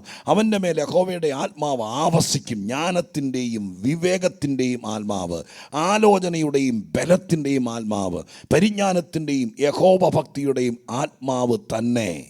നിങ്ങൾ വാക്ക് ശ്രദ്ധിച്ചോ? സ്തോത്രം. ഇതെല്ലാം ഓരോരോ ആത്മാവല്ല, ഒറ്റ ആത്മാവാണ്, പരിശുദ്ധാത്മാവാണ്. പരിശുദ്ധാത്മാവെന്ന് പറയുന്ന ആത്മാവ് അകത്തേക്ക് വരുമ്പോൾ ആ എഴുതിയിരിക്കുന്ന കണ്ടോ? സ്തോത്രം. അങ്ങനെ ആത്മാവ് ഒരുവൻ്റെ ഉള്ളിലേക്ക് വരുമ്പോൾ ആ ആത്മാവ് ജ്ഞാനത്തിൻ്റെ ആത്മാവാണ്, വിവേകത്തിൻ്റെ ആത്മാവാണ്, ആലോചനയുടെ ആത്മാവാണ്, ബലത്തിൻ്റെ ആത്മാവാണ്, പരിജ്ഞാനത്തിൻ്റെ ആത്മാവാണ്, യഹോവ ഭക്തിയുടെ ആത്മാവാണ്. പരിശുദ്ധാത്മാവിനകത്ത് ഇതെല്ലാം ഇൻബിൽറ്റാണ്. ഇപ്പോഴത്തെ ഭാഷ നിങ്ങൾ പെട്ടെന്ന് മനസ്സിലാവും. സ്തോത്രം, ഹല്ലേലൂയ. നമ്മളൊരു എന്താ പറയുക, ഒരു എക്യുപ്മെൻറ്റ് പോലെയാണെന്ന് വിചാരിച്ചു. നമുക്ക് ഈ മൊബൈലിനകത്തും നിങ്ങളുടെ ലാപ്ടോപ്പിനകത്തൊക്കെ ഇപ്പോഴെല്ലാം നമ്മുടെ പെൻഡ്രൈവ് പോലെയോ ചിപ്പ് പോലെയോ അല്ലേ, സ്തോത്രം, അതുപോലെ പലതും ഉപയോഗിക്കുന്നുണ്ട്. ആ ഒരു ചിപ്പിനകത്ത് അതിൻ്റെ കപ്പാസിറ്റി അനുസരിച്ച് എന്ത് ചെയ്യാം, പാട്ടുകൾ സ്റ്റോർ ചെയ്തിട്ടുണ്ടായിരിക്കാം, പ്രസംഗങ്ങൾ സ്റ്റോർ ചെയ്തിട്ടുണ്ടായിരിക്കാം. നിങ്ങൾക്ക് പഠിക്കാനുള്ള ഏതെങ്കിലും പ്രത്യേകമായിരിക്കുന്ന കാര്യങ്ങൾ അതിനകത്ത്, ബൈബിൾ ക്ലാസ്സുകളോ അല്ലെങ്കിൽ സെക്കുലറായിട്ട് പഠിക്കുന്ന കാര്യങ്ങൾ അതിനകത്തെല്ലാം ഇത്രയും ഒരു ചിപ്പിനകത്ത് സ്റ്റോർ ചെയ്തിട്ടുണ്ടായിരിക്കാം. എന്നിട്ട് നിങ്ങൾ സ്തോത്രം അതിനകത്തേക്ക് ഈ ഡിവൈസിനകത്തേക്ക് ചിപ്പ് ഇട്ടതിന് ശേഷം കമാൻഡ് കൊടുക്കുമ്പോൾ പാട്ടാണ് വേണ്ടതെങ്കിൽ പാട്ട് കിട്ടും. സ്തോത്രം. പ്രസംഗമാണ് വേണ്ടെങ്കിൽ പ്രസംഗം കിട്ടും. നിങ്ങൾക്ക് സ്തോത്രം ഒരു വീഡിയോ ആണ് വേണ്ടെങ്കിൽ വീഡിയോ കിട്ടും. അങ്ങനെയാണല്ലോ ഒറ്റ ചിപ്പിനകത്ത് ഇതെല്ലാം ഇല്ലേ? ഇല്ലേ? എന്നതുപോലെ പരിശുദ്ധാത്മാവ് എന്ന് പറയുന്ന, ഞാൻ പറയുന്ന വാക്കിനെ തെറ്റിദ്ധരിക്കരുത്, പരിശുദ്ധാത്മാവ് എന്ന് പറയുന്ന ഒരു ചിപ്പിനെ നമ്മളിലേക്ക് ദൈവാത്മാവ് ഇൻബിൽറ്റ് ചെയ്യുമ്പോൾ സ്തോത്രം അതിനകത്ത് എന്തൊക്കെയുണ്ട്? ജ്ഞാനമുണ്ട്, അതിനകത്ത് പരിജ്ഞാനമുണ്ട്, അതിനകത്ത് വിവേകമുണ്ട്, അതിനകത്ത് യഹോവ ഭക്തിയുണ്ട്, അതിനകത്ത് ബലമുണ്ട്. ഇതെല്ലാം കൂടി ചേരുന്നതാണ് പരിശുദ്ധാത്മാവ്. ഇതകത്തേക്ക് കയറുമ്പോൾ ആള് പരിജ്ഞാനിയാവും. കാരണം പരിശുദ്ധാത്മാവിനകത്ത് എന്തുണ്ട്? ഇനി അതിൻ്റെ വേറെ രഹസ്യം ഞാൻ പറയാം. ഈ മനുഷ്യനെ ദൈവം സൃഷ്ടിച്ചപ്പോൾ പൂർണ്ണതയുള്ളവനായിട്ടാണ് സൃഷ്ടിച്ചത്. എന്ന് പറഞ്ഞാൽ ആദമിനെ സൃഷ്ടിക്കുമ്പോൾ ദൈവമായ കർത്താവ്, ദൈവം സർവജ്ഞാനി അയക്കാൽ ദൈവം പൂർണ്ണതയുള്ളവനായിട്ടാണ് സൃഷ്ടിച്ചത്. അല്ലാതെ കാർ കമ്പനിക്കാർ കാർ ഇറക്കിയത് പോലെയോ അല്ലെങ്കിൽ നമ്മുടെ മൊബൈൽ കമ്പനിക്കാർ മൊബൈൽ ഇറക്കിയത് പോലെയോ അല്ല. അതിൻ്റെ പ്രത്യേകത എന്താ? മൊബൈൽ കമ്പനിക്കാർ ഓരോ വർഷം കഴിയുന്തോറും എന്ത് ചെയ്യും? അപ്ഗ്രേഡ് ചെയ്യും. കാർ കമ്പനിക്കാരൻ സ്തോത്രം അല്ലേ, ഓരോ വേരിയൻറ്റുകൾ, അങ്ങനെയല്ലേ പറയുന്നത്, വേരിയൻറ്റ്. എന്താ പ്രത്യേകത? ഓരോ വേരിയൻറ്റിനകത്തും അഡ്വാൻസ് ആയിരിക്കുന്ന കുറേ സംഭവങ്ങളുണ്ട്. അങ്ങനെ ദൈവം തമ്പുരാൻ്റെ പറ്റിയായിരുന്നു. ആദ്യത്തെ മനുഷ്യനെ ഉണ്ടാക്കിയപ്പോഴത്തേക്കും ദൈവം മറന്നുപോയി വൈപ്പർ വയ്ക്കാൻ, അല്ലെങ്കിൽ കണ്ണാടി വയ്ക്കാൻ. അങ്ങനെയാണോ ഇതാക്കിയത്? ആദ്യത്തെ മനുഷ്യന് ഒരു കിഡ്നി ഉണ്ടായിരുന്നുള്ളൂ. പിന്നെ ഇപ്പോൾ ജനിക്കുന്നവർക്കെല്ലാം 2 കിഡ്നി. അങ്ങനെയാണോ? അല്ല. അന്ന് മുതലേ എന്തുണ്ടായിരുന്നു? 2 ഉണ്ട്. അപ്പോൾ ദൈവം മനുഷ്യനെ സൃഷ്ടിച്ചിട്ട് പിന്നീട് മനുഷ്യനകത്ത് ഒരു സാധനം പോലും അഡീഷണൽ ഫിറ്റിംഗ് ഇല്ല. 6000 വർഷങ്ങൾക്ക് മുമ്പ് മനുഷ്യനിൽ എന്തുണ്ടായിരുന്നോ അതെല്ലാം ഇന്ന് ജനിക്കുന്നതിനകത്തുണ്ട്. കൂടുതലുമില്ല, കുറവുമില്ല. അവയവ സംബന്ധം. പക്ഷെ സംഭവിച്ചത് എന്താ? മനുഷ്യന് ദൈവം ജ്ഞാനം കൊടുത്തിരുന്നു, വിവേകം കൊടുത്തിരുന്നു, പരിജ്ഞാനം കൊടുത്തിരുന്നു, ബലം കൊടുത്തിരുന്നു, യഹോവഭക്തി കൊടുത്തിരുന്നു. ഇതെല്ലാം പാപം കയറി തട്ടിക്കളഞ്ഞു. ആ മനുഷ്യന് പരിജ്ഞാനമില്ല. പരിജ്ഞാനം ഇല്ലെന്ന് എങ്ങനെ അറിയാം? പരിജ്ഞാനം എന്ന് പറഞ്ഞാൽ നിങ്ങൾക്ക് മനസ്സിലാവുന്നോ? പരിജ്ഞാനം എന്ന് വേദപുസ്തകത്തിൻ്റെ ഭാഷയാണ്. ഇതെല്ലാം വേറെ കിട്ടിയത്, യൂണിവേഴ്സിറ്റിയിൽ നിന്ന് കിട്ടിയല്ല പരിജ്ഞാനം. ബൈബിളിൽ പറയുന്നുണ്ട്, ദൈവത്തെക്കുറിച്ച് പരിജ്ഞാനമില്ലാത്തത് കൊണ്ട് അവരെ സ്വന്തം ബുദ്ധിക്ക് സ്തോത്രം ദൈവം ഏൽപ്പിച്ചു കളഞ്ഞു. എന്ന് പറഞ്ഞ അർത്ഥം എന്താണെന്നറിയാമോ? പരിജ്ഞാനം എന്ന് പറയുന്നത് സ്തോത്രം നമുക്ക് തന്നെ സെൽഫായിട്ട് ലഭിക്കുന്നൊരു വിവേകമാണ്. ദൈവം ഏതാണ്, ഏത് ദൈവം അല്ല. ഇന്നത്തെ മനുഷ്യന് അങ്ങനത്തെ ഒരു വെളിവുണ്ടോ? എൻ്റെ കർത്താവേ, ആരോടാ ചോദിക്കുന്നത് ഞാൻ? സ്തോത്രം. ഇന്നത്തെ മനുഷ്യനെ, നമ്മൾ ഈ ഇരിക്കുന്ന കൊച്ചുകൂട്ടത്തിൽ ഓൾ വേൾഡ് 850 കോടി ആളുകൾക്കുണ്ട്. പക്ഷെ ആദ്യം ദൈവം സൃഷ്ടിച്ചപ്പോൾ ആ മനുഷ്യന് പരിജ്ഞാനം ഉണ്ടായിരുന്നത് കൊണ്ട് ആരെങ്കിലും കൊണ്ടുവന്നൊരു കളിപ്പാട്ടം കൊണ്ടുവച്ചിട്ട് ഇത് ദൈവമാണെന്ന് പറഞ്ഞാൽ മനുഷ്യൻ സമ്മതിക്കത്തില്ലായിരുന്നു. കാരണം എന്താ? അവന് പരിജ്ഞാനം ഉണ്ടായിരുന്നു. ഇന്ന് മനുഷ്യന് ബുദ്ധിയുണ്ട്, ബുദ്ധിയുണ്ട്, ജ്ഞാനമുണ്ട്, അറിവുണ്ട്, കഴിവുണ്ട്, സംഭവമൊക്കെ ശരിയാണ്, ഹൈ സാലറി ഉണ്ട്, പക്ഷെ പരിജ്ഞാനം ഇല്ല. എന്തിനെ കണ്ടാൽ ദൈവമാണെന്ന് പറയും. എലിയോ പുലിയോ എന്തിനെ കണ്ടാൽ എന്തായി മാറും അല്ലേ? ഭയങ്കര വിദ്യാഭ്യാസം കഴിവുള്ളവരല്ലേ ഇതെല്ലാം ചെയ്യുന്നേ. അപ്പം അതെന്ത് പറ്റി? പരിജ്ഞാനം പിശാചെടുത്ത് കളഞ്ഞു. അത് ആ മേഖല അങ്ങ് ഫ്രീസായിപ്പോയി. ദൈവികമായിരിക്കുന്ന ജ്ഞാനം, ബുദ്ധി വേറെ, ജ്ഞാനം വേറെ. യഹോവ ഭക്തി എന്ന മേഖല, സ്തോത്രം, അത് മുഴുവൻ അങ്ങ് ഫ്രീസായി കളഞ്ഞു. ഇനി മനുഷ്യനത് തിരിച്ചു കിട്ടണമെങ്കിൽ നമ്മൾ സെമിനാരിയിൽ പോയി പഠിച്ചുണ്ടാക്കുകയല്ല. ഒരുത്തൻ ദൈവത്തിങ്കിലേക്ക് വരുമ്പോൾ ഇതെല്ലാം കൂടിയുള്ള പരിശുദ്ധാത്മാവെന്ന ഒരു വലിയ സംഭവത്തെ രക്ഷിക്കപ്പെടുന്നവൻ്റെ അകത്തേക്ക് കയറ്റിവിടും. മനസ്സിലായോ? അപ്പം അന്ന് നഷ്ടപ്പെട്ട പരിജ്ഞാനം, അന്ന് നഷ്ടപ്പെട്ട വിവേകം, അന്ന് നഷ്ടപ്പെട്ട ജ്ഞാനം, അന്ന് നഷ്ടപ്പെട്ട യഹോവഭക്തി, അന്ന് നഷ്ടപ്പെട്ട ബലം, ആത്മാവകത്ത് വരുന്നതോടുകൂടെ സ്കൂളിൽ പോകാത്ത മണ്ടനാണെങ്കിലും അവൻ്റെ അകത്തേക്ക് വരും.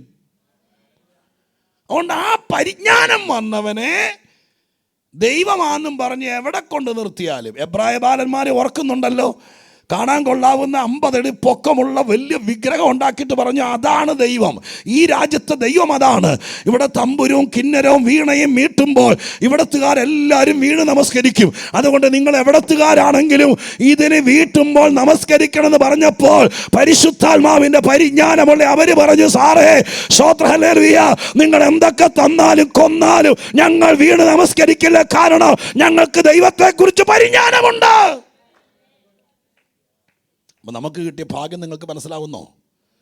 സ്തോത്രം ഹല്ലേലൂയ. ഈ പരിജ്ഞാനം കയറി വരുമ്പോഴാണ് വാസ്തവത്തിൽ ശരിക്കും നല്ല പരിജ്ഞാനം, എൻ്റെ വോൾട്ടേജ് നന്നായിട്ട് നിൽക്കുവാണെങ്കിൽ നമുക്ക് ഈ എന്താ പറയുക, സ്തോത്രം, ദൈവഹിതമല്ലാത്തതും ദൈവ ഇഷ്ടമില്ലാത്തതൊക്കെ നമുക്ക് തന്നെത്താനെങ്ങും നമ്മുടെ ജീവിതത്തിൽ നിന്ന് മാറും.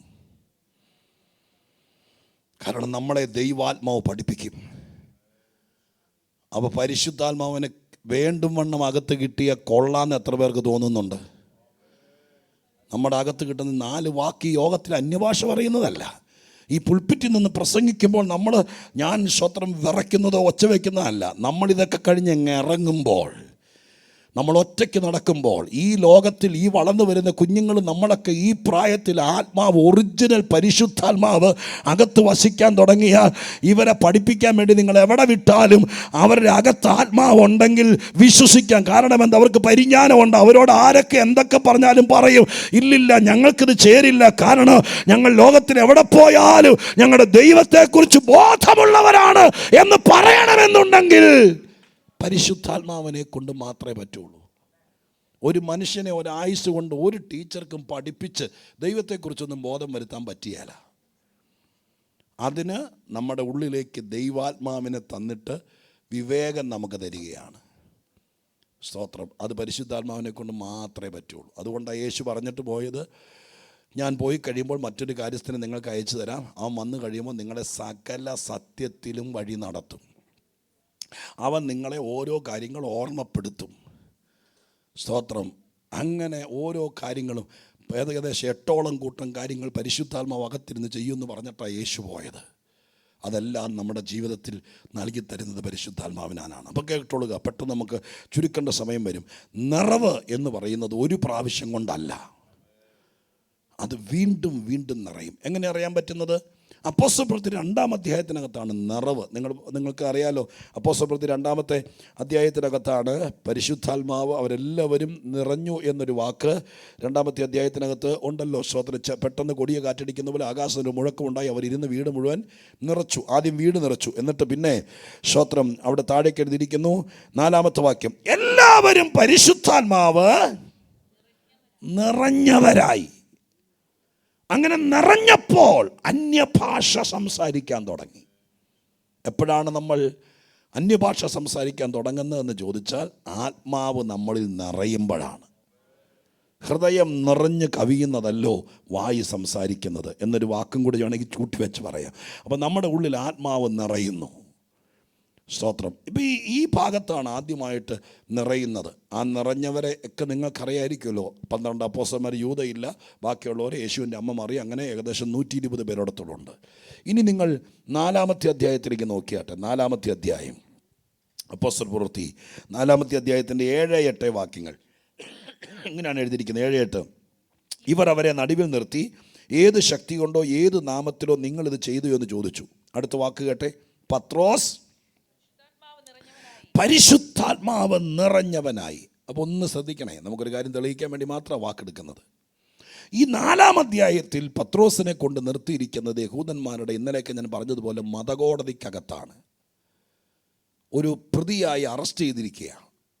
യഹൂദൻ്റെ നാട്ടിൽ യേശുക്രിസ്തുവിനെക്കുറിച്ച് പ്രസംഗിച്ചു എന്നുള്ള കുറ്റം പറഞ്ഞുകൊണ്ട് അറസ്റ്റ് ചെയ്തിരിക്കുക. അറസ്റ്റ് ചെയ്തിരിക്കുന്ന സമയത്ത് അവിടെ സ്തോത്രം പ്രതിക്കൂട്ടിൽ നിർത്തിയിരിക്കുന്നു. എന്നിട്ട് ചോദ്യം ഇതാണ്, നിങ്ങൾ ഏത് നാമത്തിലാണ് സുന്ദരമെന്ന ദേവാലയ ഗോപുരത്തിൻ്റെ വാതിക്കലിരുന്ന മനുഷ്യനെ സൗഖ്യമാക്കി എന്നുള്ള കുറ്റമാണ് അവരുടെ മേൽ ചാർത്തിയിരിക്കുന്നത്. അപ്പോൾ അവർക്കറിയണം, നിങ്ങൾ ഈ നാമം, ഏത് നാമത്തിലാണ് നിങ്ങളിത് ചെയ്തത്, ഏത് ശക്തിയാണ് നിങ്ങൾ ഉപയോഗിക്കുന്നത്, അതൊക്കെയാണ് അവരുടെ ചോദ്യം. അങ്ങനെ ചോദിച്ചപ്പോൾ 8-ാമത്തെ വാക്യത്തിൽ എഴുതിയിരിക്കുന്നത് ശ്രദ്ധിച്ചേ. പത്രോസ് പരിശുദ്ധാത്മാവ് നിറഞ്ഞവനായിരുന്ന എന്നല്ല എഴുതിയിരിക്കുന്നത്, ഓൺ ദ സ്പോട്ടിൽ പരിശുദ്ധാത്മാവ് നിറഞ്ഞവനായി. 2-ാം അധ്യായത്തിനകത്ത് പരിശുദ്ധാത്മാവ് നിറഞ്ഞതല്ലേ പത്രോസ്? പത്രോസ് ആ കൂടെ ഉണ്ടായിരുന്നില്ലേ? അപ്പോൾ 2-ാം അധ്യായത്തിൽ നിറഞ്ഞ പത്രോസ് ഒരു ക്രിട്ടിക്കൽ ടൈം, അഥവാ ഒറ്റപ്പെട്ട് കോടതിക്കകത്ത് ചോദ്യം ചെയ്യപ്പെടുമ്പോൾ ആ കോടതിക്കകത്ത് നിന്ന് പരിശുദ്ധാത്മാവ് വീണ്ടും ആത്മാവിൽ നിറഞ്ഞു. സ്തോത്രം. അപ്പം ജീവിതത്തിൻ്റെ പ്രത്യേക സാഹചര്യങ്ങളിൽ, നമ്മുടെ പ്രതിസന്ധികളിൽ ദൈവാത്മാവ് നമ്മളെ നിറച്ചുകൊണ്ടിരിക്കും. സ്തോത്രം. ആത്മീകത്തിൻ്റെ ഗുണമാണ്. നിങ്ങൾ ഈ യോഗത്തിന് വന്ന് പങ്കെടുക്കുമ്പോൾ മനം തകർന്നാ വരുന്നതെങ്കിലും, ഉത്തരം മുട്ടിയാ വരുന്നതെങ്കിലും, നാളെ നിങ്ങൾക്ക് മറുപടി പറയാൻ നിങ്ങളുടെ കൈവശം ഒന്നുമില്ലാതെയാ വരുന്നതെങ്കിലും, കർത്താവിൻ്റെ ആത്മവ്യാപാരമുള്ള കൂട്ടായ്മയ്ക്കകത്ത് വന്നിരിക്കുമ്പോൾ എന്താ സംഭവിക്കുന്നതെന്നറിയാമോ? ഇവിടെ നിങ്ങൾ ആരോടും പറയാതെയാണ് സ്തോത്രം നിങ്ങൾ ഇരിക്കുന്നതെങ്കിലും, നിങ്ങൾ അനുഭവിക്കുന്ന വേദനയ്ക്കകത്ത് നിന്ന് നിങ്ങളെ പുറത്തു കൊണ്ടുവരുവാൻ ദൈവത്തിൻ്റെ പരിശുദ്ധാത്മാവ്, നിങ്ങളിരിക്കുന്ന സ്ഥലത്ത് ദൈവാത്മാവ് നിങ്ങളെ നിറയ്ക്കാൻ തുടങ്ങും. പരിശുദ്ധാത്മാവ് നിറച്ചാൽ നിങ്ങളുടെ ഭാരത്തിന് മറുപടി പറയുന്നത് നിങ്ങളല്ല, ദൈവാത്മാവായിരിക്കും. ആത്മാവ് നിറഞ്ഞാൽ നമ്മളെ പിന്നെ പുറത്തു കൊണ്ടുവരുന്ന ദൈവാത്മാവായിരിക്കും. ഇനി അവിടം കൊണ്ട് നിന്നില്ല. 4-ാം അധ്യായത്തിൻ്റെ 31-ാം വാക്യം വായിച്ച് 4-ന്റെ-31. ഇങ്ങനെ പ്രാർത്ഥിച്ചപ്പോൾ, 4-ന്റെ-31, ഇങ്ങനെ പ്രാർത്ഥിച്ചപ്പോൾ അവർ കൂടിയിരുന്ന സ്ഥലം കുലുങ്ങി. എല്ലാവരും പരിശുദ്ധാത്മാവ് പിന്നെ നിറയുന്നു. അപ്പം 2-ാം അധ്യായത്തിൽ പത്രോസ് നിറഞ്ഞതാണ്. ഈ കോടതിക്കകത്ത് വെച്ച് പത്രോസ് ഒറ്റയ്ക്ക് നിൽക്കുമ്പോൾ നിറഞ്ഞതാണ്. എന്നിട്ട് അവരെ കൊണ്ട്, നമ്മുടെ ഭാഷയിൽ പറഞ്ഞാൽ എഴുതി വെച്ചു, ഈ നാമത്തിൽ ഇവിടെ പ്രസംഗിക്കാനൊന്നും പറ്റിയല്ല, ഇവിടെ വിട്ട് പൊക്കോളെന്ന് എഴുതി വെച്ചവരെ സ്തോത്രം കോടതിക്കകത്തുനിന്ന് പുറത്തേക്ക് വിട്ടയച്ച ശേഷം അവർ കൂട്ടാളികളുടെ അടുക്കൽ ചെന്നു എന്നാണ് 23-ാം വാക്യം മുതൽ എഴുതിയിരിക്കുന്നത്. വായിക്കണ്ട. 23-ാം വാക്യം മുതൽ എഴുതിയിരിക്കുന്നു, കോടതി അവരെ വിട്ടു.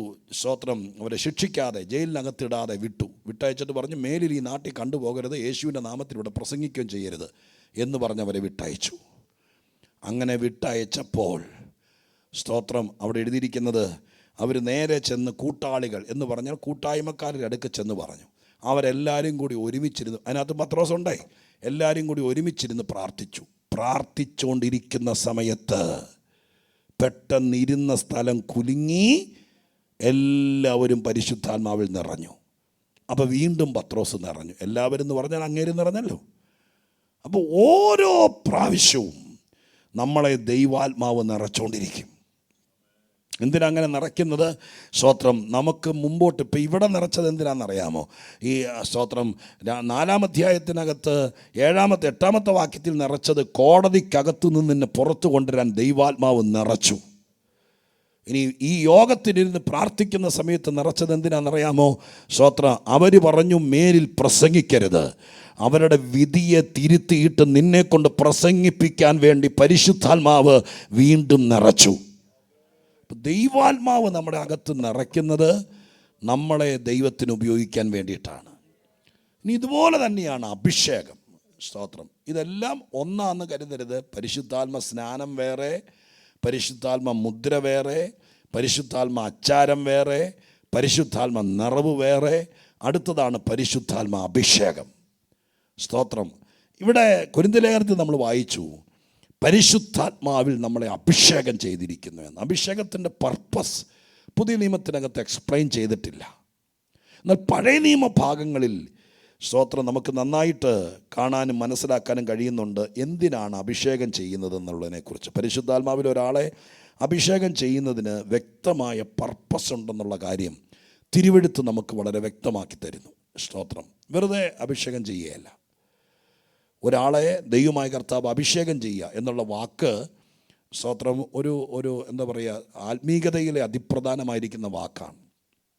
ഒരു കാര്യം നിർവഹിക്കാൻ വേണ്ടി, ഒരു ദൗത്യം നിർവഹിക്കാൻ വേണ്ടി കരുണാമയനായിരിക്കുന്ന കർത്താവ് ചെയ്യുന്ന പദ്ധതിയാണ് ഒരു മനുഷ്യരെ അങ്ങ് അഭിഷേകം ചെയ്യും. ഞാൻ അതിൻ്റെ ഒരു നല്ല തെളിവ് നിങ്ങൾക്ക് കാണിച്ചു തരാം. അതിനുള്ള സമയം കാണത്തുള്ളൂ മിക്കവാറും. നല്ല തെളിവ് കാണിച്ചു തരാം. അത് ദിനവൃത്താന്ത പുസ്തകത്തിലാണ്. ദിനവൃത്താന്തം 2 ദിനവൃത്താന്തം, 2 ക്രോണിക്കൽസ്, സ്തോത്രം, ദിനവൃത്താന്തം 22-ാം അധ്യായത്തിൻ്റെ 7-ാമത്തെ വാക്യം. 22-ാം അധ്യായത്തിൻ്റെ 7-ാമത്തെ വാക്യം നോക്കി. അവിടെ എഴുതിയിരിക്കുന്നത്, യോരാമിൻ്റെ അടുക്കൽ ചെന്നത് അഹസ്യാവിന് ദൈവഹിതത്താൽ നാശഹേതുവായി ഭവിച്ചു.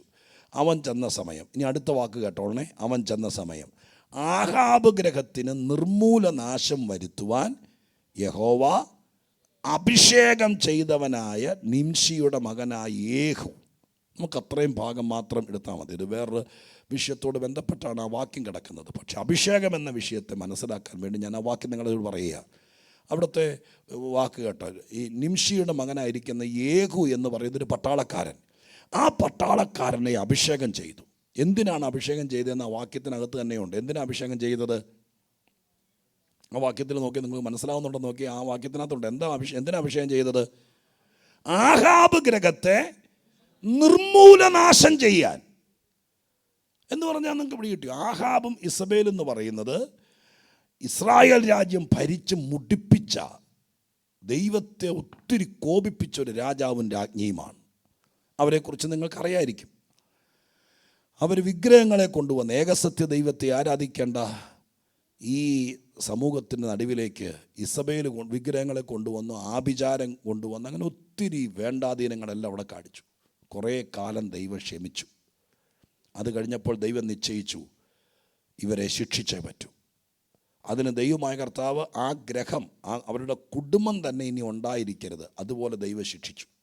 പെട്ടെന്നൊരു ദിവസം വന്ന് ദൈവം ശിക്ഷിക്കുകയല്ലായിരുന്നു. 20 കൊല്ലം ദൈവം മാനസാന്തരപ്പെടാൻ സമയം കൊടുത്തു. 20 കൊല്ലം. 20 വർഷങ്ങൾക്ക് ശേഷമാണ് മാനസാന്തരപ്പെടുന്നുമില്ല, നന്നാവുന്നില്ല എന്ന് കണ്ടപ്പോൾ ദൈവമായ കർത്താവ് അവരുടെ കുടുംബത്തെ നശിപ്പിക്കാൻ പ്ലാൻ ചെയ്തു. അതിന് ദൈവം എന്ത് ചെയ്തു? ദൈവം ഒരു വാടക കൊണ്ട് എവിടെ നിങ്ങൾ സംഘടിപ്പിച്ച് ഒരു വടിവാളും കൊടുത്ത് വിടുവല്ലായിരുന്നു. ദൈവം അതിന് ചെയ്ത പരിപാടിയാണ് ഒരുത്തനെ അഭിഷേകം ചെയ്തു. അപ്പോൾ നിങ്ങൾക്ക് മനസ്സിലാവുന്നുണ്ടോ? അഭിഷേകം ഒരു പർപ്പസ്ലിയാണ്. എന്തെങ്കിലും ഒരു ഉദ്ദേശത്തിനെ ദൈവം അഭിഷേകം ചെയ്യുള്ളൂ. ചുമ്മാ നമ്മളിവിടെ വന്നിരുന്ന് കൈകൊട്ടി പാടാൻ വേണ്ടി ആരെ അഭിഷേകം ചെയ്യുമെന്ന് വിചാരിക്കാതെ, അത് ആത്മനിറവിൻ്റെ ഭാഗമാണ്. അത് സ്തോത്രം. ഇതിനകത്ത് വന്നപ്പോൾ അതാണ് ഈ മുദ്രയും സ്നാനവും അച്ചാരവും എല്ലാം ഓരോ പർപ്പസിനാണ് ദൈവം ചെയ്യുന്നത്. എല്ലാം ഒന്നല്ല. അഭിഷേകത്തിലേക്ക് വരുമ്പോൾ വേറൊരു തലം വെളിപ്പെടുകയാണ്, വേറൊരു പർപ്പസ് ഉണ്ടാകുകയാണ്. അപ്പോൾ അഭിഷേകം നമ്മുടെ മേൽ വന്നു കഴിയുമ്പോൾ സംഭവിക്കുന്നത് എന്താണെന്നറിയാമോ? നമ്മളെ അഭിഷേകം അങ്ങ് ഉപയോഗിക്കുകയാണ്. എങ്ങനെ അറിയാം? നിങ്ങൾക്ക് ഹിസ്റ്ററി, അവരുടെ ചരിത്രത്തെക്കുറിച്ച് അറിയാം എന്നൊന്നും എനിക്കറിയില്ല. എനിക്കതിൽ കൂടുതൽ വിശദീകരിക്കാൻ നേരമില്ല. ഞാൻ ഇങ്ങനെ പറയാം. ഈ യേഹുവിനെ അഭിഷേകം ചെയ്ത് കഴിഞ്ഞപ്പോൾ യേഹു ഒരു സ്ട്രീറ്റിലൂടെ പോവുകയാണ്. അപ്പോൾ ഇസബേൽ എന്ന് പറയുന്ന ആ നീച രാജ്ഞി ഒരു എന്തിൻ്റെ പുറത്ത് ഒരു മാളിക മുറി എന്ന് പറയുന്ന അപ്സ്റ്റേറിൽ നിന്നുകൊണ്ട് കിളിവാതിൽ ജനൽ തുറന്നിട്ടിട്ട് തലമുടി ചീക്കൊണ്ടിരിക്കുകയോ എന്തൊക്കെ ചെയ്തുകൊണ്ടിരിക്കുകയാണ് അവർ. ബൈബിളിലുള്ള കാര്യം കേട്ടോ. അങ്ങനെ ഇരിക്കുന്ന സമയത്ത് ഭയങ്കര സ്ട്രിക്റ്റായിരിക്കുന്ന, ആൾക്കാർക്കെല്ലാം ഭയമുള്ള, ശൗര്യമുള്ള ഒരു ഭരണാധികാരിയുടെ ഭാര്യയാണ്. വാസ്തവത്തിൽ അദ്ദേഹമാണ് രാജാവെങ്കിലും ഈ സ്ത്രീയാണ് ഭരണമൊക്കെ നടത്തുന്നത്. ബുദ്ധി മുഴുവൻ അവരുടെയാണ്. അപ്പോൾ യേഹു താഴെ കൂടെ നടന്നു പോകുന്ന സമയത്ത് അദ്ദേഹം അഭിഷേകം ചെയ്താൽ വന്നിരിക്കുന്നത്. എന്തിനഭിഷേകം? ആഹാബ് ഗ്രഹത്തെ ഉന്മൂലനാശം ചെയ്യാൻ വേണ്ടിയിട്ട്. അപ്പോൾ താഴെ നിന്നിട്ട് മുകളിലേക്ക് നോക്കുമ്പോൾ ഇസബേൽ കണ്ണെഴുതി മുടി ചീകിക്കൊണ്ട് നിൽക്കുകയാണ്. സ്തോത്രം. 1-2 ഡയലോഗുകൾ അവിടെ ഉണ്ട്. എന്നിട്ട് ഈ യേഹു താഴെ നിന്നുകൊണ്ട് ഈ എന്താ പറയുക, ഇസബേലിൻ്റെ അംഗരക്ഷകർ, ഷണ്ണന്മാരെന്നാണ് വിളിക്കുന്നത്, അവരെ സംരക്ഷിക്കാൻ വേണ്ടി കൂടെ നിൽക്കുന്നവരുണ്ട്. അവരോട് യേഹു പറഞ്ഞു, അവളെ താഴേക്ക് തള്ളിയിടുക. അംഗരക്ഷകരായിട്ട് കൂടെ നിന്നവരാ, വർഷങ്ങൾ ശമ്പളം മേടിച്ച. പക്ഷേ അഭിഷേകമുള്ളവൻ പറഞ്ഞപ്പോൾ അവർ തള്ളി ജനലിൽ കൂടെ ആൾ താഴെ പോയി, താഴെ വീണ് പൊട്ടിത്തകർന്നു. സ്തോത്രം. അതിൻ്റെ കാരണം എന്താണെന്നറിയാമോ? ദൈവം ഒരുവനെ അഭിഷേകം ചെയ്താൽ അവൻ്റെ വാക്കിന് ശക്തി ഉണ്ടാവും, അവൻ്റെ പ്രവൃത്തിക്ക് ശക്തി ഉണ്ടാവും, അവൻ്റെ നടപടിക്ക് ശക്തി ഉണ്ടാവും. പിന്നെ അവന് കൂടുതലും ചെയ്യേണ്ടി വരികയല്ല. ഇങ്ങനെയാണ് ദൈവം ഓരോ കാര്യം നടത്തുന്നത്. ഞാൻ സന്ദേശം അവസാനിപ്പിച്ച് നിങ്ങൾക്ക് വേണ്ടി പ്രാർത്ഥിക്കാം. പുതിയ നിയമസഭയോട് പൗലോസ് പറഞ്ഞത് ഇങ്ങനെയാണ്: നിങ്ങളെല്ലാവരും കൂടി കൂടുമ്പോൾ കൈയടിച്ച് ഒച്ച വെച്ച് അന്യഭാഷ പറഞ്ഞ് സ്തോത്രം 4 മണിയാകുമ്പോൾ പിരിഞ്ഞു പോകാൻ വേണ്ടിയിട്ടല്ല ഞാൻ അഭിഷേകം ചെയ്യുന്നത്. കർത്താവിൽ ഉറപ്പിച്ചവരെ കർത്താവ് അഭിഷേകം ചെയ്യും. വിവിധ പർപ്പസായിരിക്കും. ചിലപ്പോൾ ആത്മാക്കളെ നേടാൻ, ചിലപ്പോൾ നിങ്ങളുടെ കുടുംബത്തിലുള്ള മറ്റുള്ളവരെ കൂടി കൃപയിലേക്ക് നയിക്കാൻ, ചിലപ്പോൾ പല ആളുകളെ ശാരീരികമായിട്ട് വേദനിപ്പിക്കുന്ന രോഗശക്തികളെ ഇല്ലാതാക്കാൻ, ചിലപ്പോൾ ചില കുടുംബങ്ങൾക്കെതിരെ നിൽക്കുന്ന തലമുറകളോ അവർക്കെതിരെ നിൽക്കുന്ന ആഭിചാര ശക്തികളെ, ഇസബേലിനെ പോലെ വ്യാപരിക്കുന്ന ശക്തികളെ ഇല്ലാതാക്കാൻ, അതിനൊക്കെ പർപ്പസിലാണ് ദൈവമായ കർത്താവ് അഭിഷേകം ചെയ്യുന്നത്. ഇന്ന് പകലിൽ എന്നെ കേൾക്കുന്ന പ്രിയപ്പെട്ടവരെ, നിങ്ങൾ പുതിയ നിയമസഭയുടെ ഭാഗമാണെങ്കിൽ, ആ ഉറപ്പ് നിങ്ങൾക്കുണ്ടെങ്കിൽ, 2 കൊരിന്ത്യർ 1-ാം അധ്യായത്തിലെ 20-21 വാക്യത്തിൻ്റെ അടിസ്ഥാനത്തിൽ ദൈവം നിങ്ങൾക്ക് അഭിഷേകം തരാൻ സ്തോത്രം സാധ്യതയുണ്ടെന്നല്ല, തന്നിരിക്കും. എന്തെങ്കിലും ഒരു പർപ്പസിന് നിങ്ങൾക്ക് അഭിഷേകം തന്നിരിക്കും. ആ അഭിഷേകം നിങ്ങൾ, ബൈബിളിൻ്റെ ഒരു പ്രത്യേകത എന്താണെന്നറിയാമോ? ഇത് അറിയുമ്പോഴാണ് ഇത് ഇംപ്ലിമെൻ്റ് ആകുകയുള്ളൂ. നമുക്കിതൊക്കെ ഉണ്ടെന്ന് അറിഞ്ഞാലും സ്തോത്രം, നമ്മളിത് അറിയാതെ ഇരുന്നാൽ നമുക്കിത് ഫലിക്കുകയല്ല. ഇന്ന് ഈ യോഗത്തിൽ പങ്കെടുക്കുമ്പോൾ നിങ്ങൾ പരിശുദ്ധാത്മാവിനെക്കുറിച്ച് സ്തോത്രം, നിങ്ങളുടെ ഉള്ളിൽ വരുന്ന ദൈവാത്മാവിനെക്കുറിച്ച് അറിയുകയാണ്. എന്താ അറിയുന്നത്? സ്തോത്രം, ഹല്ലേലൂയ. പരിശുദ്ധാത്മാവ് നിങ്ങളുടെ അകത്തൊരു അഭിഷേകമായി ദൈവമായ കർത്താവ് തരികയാണെങ്കിൽ, നിങ്ങൾ നടന്നു പോകുന്ന വഴിക്ക്, നിങ്ങൾ പ്രാർത്ഥിക്കുമ്പോൾ, നിങ്ങൾ കൈ ഉയർത്തുമ്പോൾ, നിങ്ങൾ ചിലരെ തൊടുമ്പോൾ, നിങ്ങളുടെ വീട്ടിലേക്ക് ചെന്ന് നിങ്ങളുടെ കാല് കുത്തുമ്പോൾ, അവിടെയെല്ലാം അഭിഷേകത്തിൻ്റെ ഒരു പവർ, ആത്മാവിൻ്റെ ശക്തിയോടെ വ്യാപരിക്കാൻ തുടങ്ങും.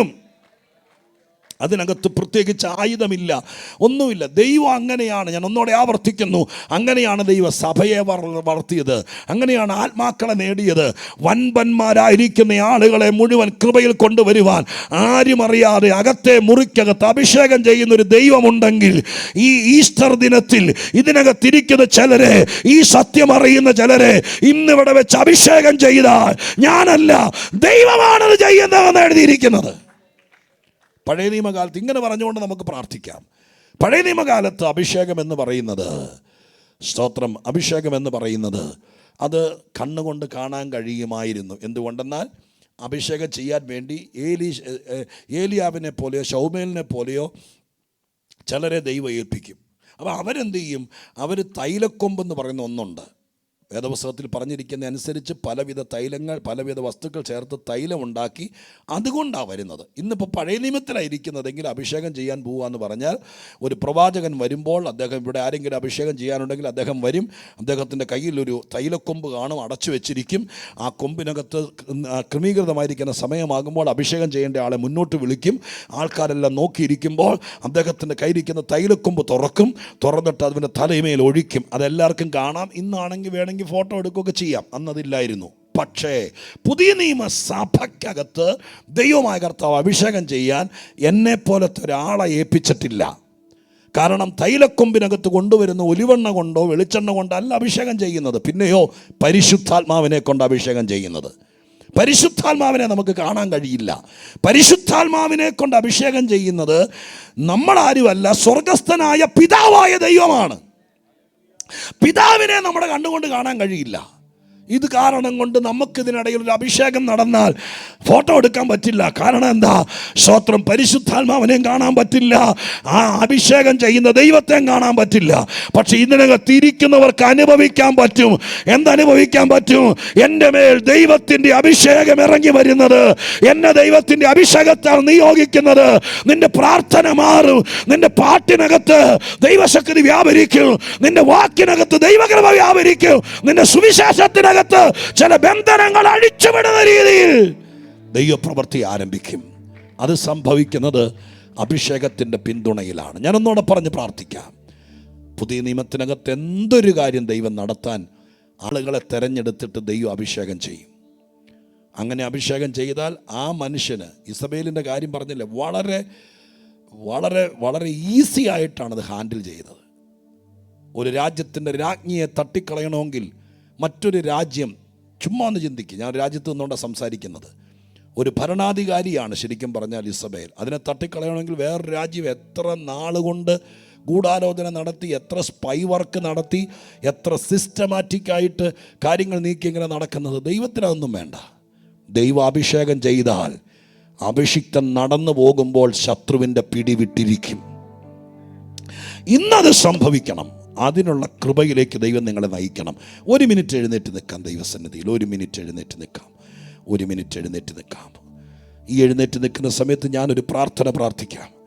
കർത്താവിൻ്റെ സന്നിധാനത്തിൽ നിങ്ങൾ ഒരുമിച്ച് ദൈവത്തോട് പ്രാർത്ഥിക്കാൻ മനസ്സ് വയ്ക്കുന്നെങ്കിൽ, രോഗികൾ സൗഖ്യമാകാൻ, സ്തോത്രം, ആത്മാക്കൾ വിടുവിക്കപ്പെടാൻ, നിങ്ങളുടെ വീട്ടിൽ ബാക്കിയുള്ളവർ രക്ഷയിലേക്ക് വരാൻ, നിങ്ങളുടെ വാക്ക് കേൾക്കുമ്പോൾ ചില ആളുകൾ, ഞാൻ പർപ്പസ്ലി മനസ്സിലാക്കിയിട്ടുണ്ട്, അഭിഷേകമുള്ള ആളുകൾ ഒരു വീട്ടിൽ ചെന്ന് കയറുമ്പോൾ, സ്തോത്രം, ഹല്ലേലൂയ, അവർ പറയുമ്പോൾ ആളുകൾ വിടുതലിലേക്ക് വരാനിടയായിത്തീരും. പരിശുദ്ധാത്മാവ് അത് ചെയ്യാൻ തുടങ്ങട്ടെ. സെർഗ്യോസ് പൗലോസ് എന്ന് പറയുന്ന ഒരു മനുഷ്യൻ്റെ വീട്ടിൽ പൗലോസും ബർന്നബാസും പോയിരിക്കുക. പക്ഷേ സെർഗ്യോസ് പൗലോസിന് യാതൊരു മാനസാന്തരം വരുന്നില്ല. അങ്ങനെ ഇരിക്കുന്ന സമയത്ത് അവിടെ ഒരു വാക്ക് എഴുതിയിരിക്കുന്നു, പൗലോസ് പരിശുദ്ധാത്മ പൂർണ്ണനായി. സ്തോത്രം. ഇതൊക്കെ അതിൻ്റെ പര്യായ പദമായിട്ട് എടുത്തു. ആത്മപൂർണനായ നിമിഷത്തിൽ പെട്ടെന്ന് പൗലോസ് എഴുന്നേറ്റു. ആ നിമിഷത്തിൽ അതിനെതിരെ നിന്നവനെ പൗലോസ് ശാസിച്ചപ്പോൾ അവൻ താഴെ വീണു. ആ സമയം കൊണ്ട് സെർഗ്യോസ് പൗലോസ് വിശ്വസിച്ച് കർത്താവിനെ രക്ഷകനായി അംഗീകരിച്ചു. എന്നെ കേൾക്കുന്നവരെ, അഭിഷേകത്തിന് ഭയങ്കര ശക്തിയുണ്ട്. ഇന്ന് പകലിൽ ദൈവത്തോട് ചോദിക്ക്, എനിക്ക് ജയാളിയാകണം, എനിക്ക് ചിലരെ കർത്താവിന് വേണ്ടി നേടണം, എൻ്റെ യേശുവിൻ്റെ നാമം ഞാൻ പറയുമ്പോൾ ചിലത് സംഭവിക്കണം. അതിന് ഇതിനകത്ത് നിൽക്കുന്നവർ കണ്ണുകളടച്ച് ദൈവത്തോട് പ്രാർത്ഥിക്കുക. ഞാൻ അവസാനിപ്പിക്കുന്ന നിമിഷത്തിൽ പ്രാർത്ഥിക്കുക. അഭിഷേകം ചെയ്യട്ടെ, അഭിഷേകം ചെയ്യട്ടെ, രോഗസൗഖ്യമാക്കാൻ, മറ്റുള്ളവരെ വിടുവിക്കാൻ, ഇതിനകത്ത് ഭയങ്കര ദൈവപ്രവൃത്തി നടക്കാൻ എന്നെ കൂടി അഭിഷേകം ചെയ്യാൻ വേണ്ടി പറ. കർത്താവേ, ഇതിനകത്ത് വെറുതെ വന്നിരുന്ന് പ്രസംഗം കേട്ട് പോകാനല്ല. അങ്ങനെ ആരെയും പുതിയ നിയമത്തിൽ വിളിച്ചിട്ടില്ല. അതുകൊണ്ടാണ് പറഞ്ഞത്, പുതിയ നിയമസഭയ്ക്കകത്ത് എല്ലാവരെയും അഭിഷേകം ചെയ്യുന്നു. വെറും കാഴ്ചക്കാരായിട്ട് ഇതിനകത്ത് ആരുമില്ല. നിനക്കെന്തോ ദൗത്യമുണ്ട്, അത് ഞാൻ ചെയ്യാൻ കർത്താവ് എന്ന് പറ. ഇന്ന് അതിൻ്റെ അഭിഷേകം എൻ്റെ മേൽ പകരാൻ പറ. കർത്താവ് ചില അന്ധകാര ശക്തികളെ തകർക്കാൻ ദൈവം ഉപയോഗിക്കട്ടെ. പരിശുദ്ധ ദൈവമേ,